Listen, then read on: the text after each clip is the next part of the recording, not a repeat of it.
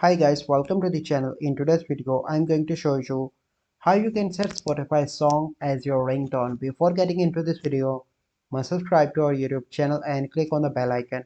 So the first step you simply need to do is to open your Spotify application, and then you need to open any song and click on three dots in the top right.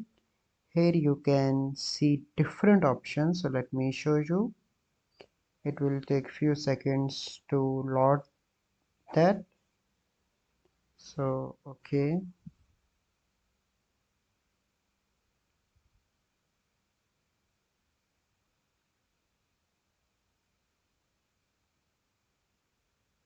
so let me go online. Okay, so here you can see that you see different options, but there is no option how to add this song as your ringtone.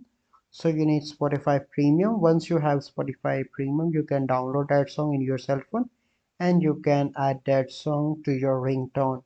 So I hope you find this video helpful. If you find this video helpful, must like this video, subscribe to our YouTube channel for future videos. We'll see you in the next video. Thank you. Have a good day.